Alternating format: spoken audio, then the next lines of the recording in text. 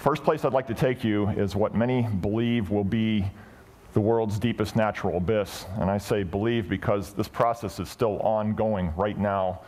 There are major expeditions being planned for next year that I'll talk a little bit about.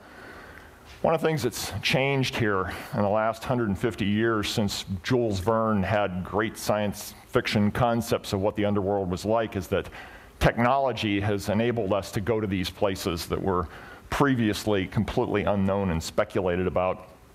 We can now descend thousands of meters into the earth with relative impunity.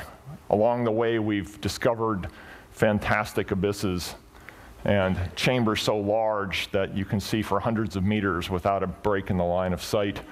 When you go on a thing like this, we can usually be in the field for anywhere from 2 to 4 months with a team of as small as 20 or 30 to as big as 150.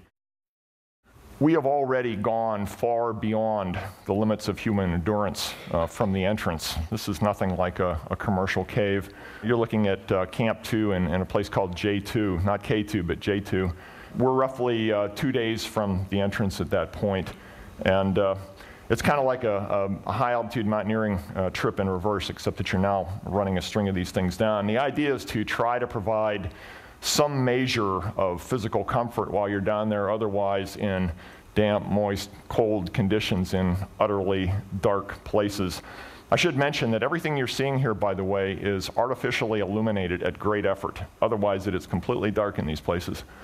The deeper you go, the more you run into a conflict with water. It's basically like a tree collecting water coming down.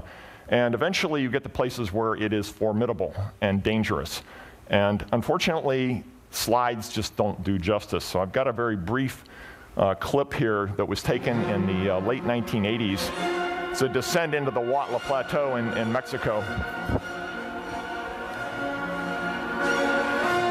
Now I have to tell you that the techniques being shown here are obsolete and dangerous. We would not do this today unless we were doing it for film. Along that same line, I have to tell you that with the spate of Hollywood movies that came out last year, we have never seen monsters underground, at least kind that eat you. If there is a monster underground, it is the crushing psychological remoteness that begins to hit every member of the team once you cross about 3 days inbound from the nearest entrance. Eventually, if you keep going down in these things, probability says that you're going to run into a place like this. It's a place where there's a fold in the geologic stratum that collects water and fills to the roof. And when you used to find these things, they would put a label on a map that said terminal siphon. Now, I remember that term really well for 2 reasons. Number one, it's the name of my rock band. And second is because the confrontation of these things forced me to become an inventor. And we've since gone on to develop many generations of gadgets for exploring places like this. This is some life support equipment, closed cycle. And you can use that now to go for many kilometers horizontally underwater into depths of 200 meters straight down underwater. When you do this kind of stuff, it's like doing EVA. It's like doing extravehicular activity in space, but at much greater distances and at much greater physical peril. So it makes you think about how to design your equipment for long range away from a safe haven.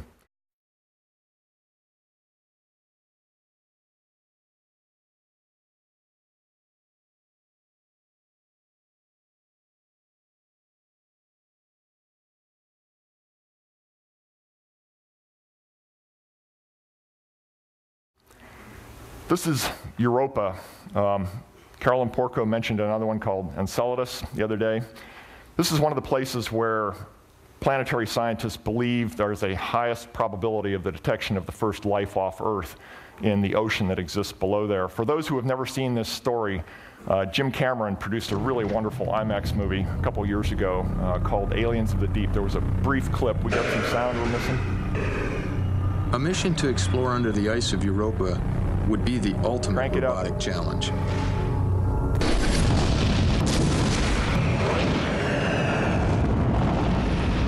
Europa is so far away that even at the speed of light, it would take more than an hour for the command just to reach the vehicle. It has to be smart enough to avoid terrain hazards and to find a good landing site on the ice.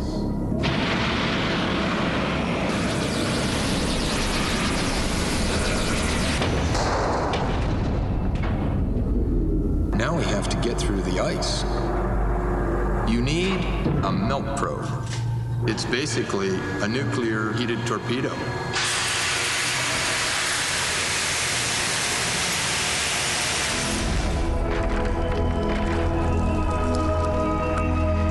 The ice could be anywhere from 3 to 16 miles deep.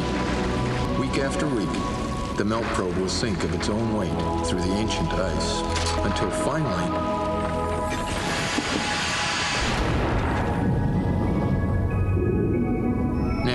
what are you going to do when you reach the surface of that ocean? You need an AUV, an autonomous underwater vehicle. It needs to be one smart puppy able to navigate and make decisions on its own in an alien ocean. What then of manned space exploration? The government recently announced plans to return to the moon by 2024. The successful conclusion of that mission will result in the infrequent visitation of the moon by a small number of government scientists and pilots. It will leave us no further along in the general expansion of humanity into space than we were 50 years ago. Something fundamental has to change if we are to see common access to space in our lifetime. What I'm going to show you next are a couple of controversial ideas, and I hope you'll bear with me and have some faith that there's credibility behind what we're going to say here. There are three underpinnings of working in space privately. One of them is the requirement for economical Earth-to-space transport. The Burt Rutans and the Richard Bransons of this world have got this in their sights, and I salute them. Go, go, go. The next thing we need are places to stay on orbit. Orbital hotels to start with, but workshops for the rest of us later on. The final missing piece, the real paradigm buster, is this: a gas station on orbit. It's not going to look like that. If it existed, it would change all future spacecraft design and space mission planning. Now, to give you a chance to understand why there is power in that statement, I've got to give you the basics of Space 101. And the first thing is, everything you do in space, you pay by the kilogram. Anybody drink one of these here this week? You'd pay $10,000 for that in orbit. That's more than you pay for it here for it at TED if Google dropped their sponsorship. The second is more than 90% of the weight of a vehicle is in propellant. Thus, every time you want to do anything in space, you are literally blowing away enormous sums of money every time you hit the accelerator. Not even the guys at Tesla can fight that physics. If we're going to get that and make that gas station possible, we have to figure out ways to move large volumes of payload through space. We can't do that right now. The way you normally build a system right now is you have a tube stack that has to be launched from the ground and resist all kinds of aerodynamic forces. We have to beat that. We can do it because in space there are no aerodynamics. We're living in one of the most exciting times in history. We're at a magical confluence where private wealth and imagination are driving the demand for access to space. The orbital refueling stations I've just described could create an entirely new industry and provide the final key for opening space to the general exploration. To bust the paradigm, a radically different approach is needed. We can do it by jump-starting with an industrial Lewis and Clark expedition to Shackleton Crater to mine the moon for resources and demonstrate they can form the basis for a profitable business on orbit. Talk about space always seems to be hung on ambiguities of purpose and timing. I would like to close here by putting a stake in the sand at TED. I intend to lead that expedition.